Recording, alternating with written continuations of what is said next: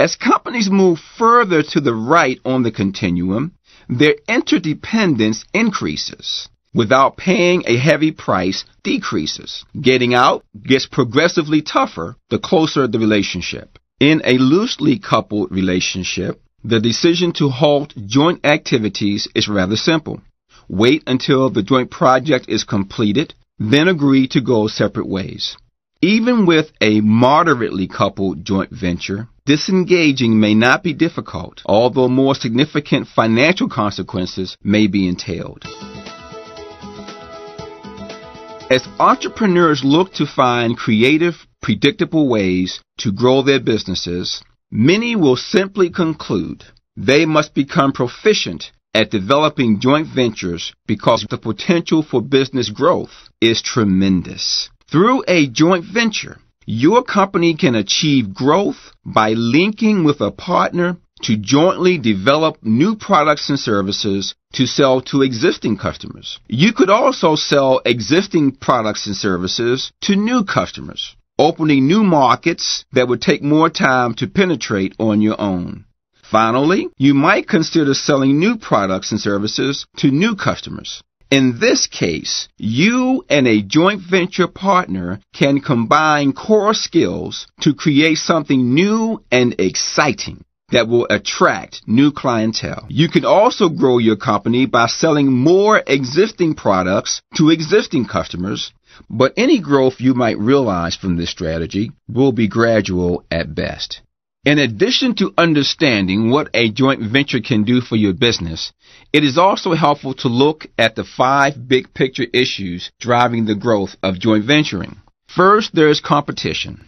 Joint venturing is becoming the norm rather than the exception, and if everybody is doing it, chances are your competitors are among them. Can you afford to be left behind? 2, historical influences. For a number of years now in American business, bigger has been considered better. Often, the only way small or mid-sized companies can compete is to band together. 3, economic climate.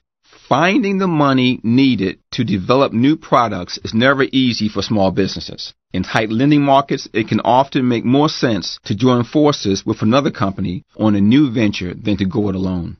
4, world events. Not too long ago, the idea of doing business in South Africa, China, or any number of other once off-limits nations was unthinkable. Taking advantage of these and other societal shifts, especially those on a global level, is often best done through joint venturing. Then lastly, strategic alliances equals survival. Being part of a joint venture makes it more difficult for competitors to lure away your customers because the combined resources of 2 organizations are stronger than the individual resources of one organization. The majority of entrepreneurs struggle with how to initiate, build, and maintain a successful joint venture. It helps to have a successful template, a map to follow, especially the first time you journey into joint venture territory. The strategic partnership model consists of 12 key factors required to create a successful joint venture, including building trust. Nothing good happens unless you can trust one another. Spend time building trust through action. Always follow through on what you say you're going to do. Define mission, goals, and objectives. Understand why you exist and who cares that you exist. Define customers' products and services. Understand what the customer needs and what resources you lack that are required to bring success to your customer. Know thyself. Knowing yourself better than anybody else does. Understand the value proposition that you bring to the team. Can the deal get done without you? Know your partner. Creating joint ventures and business alliances is like getting married. Make sure that you marry well. Commit the time to get to know your partner before you walk down the aisle. Explore the closet. Get to know your partner from a holistic standpoint.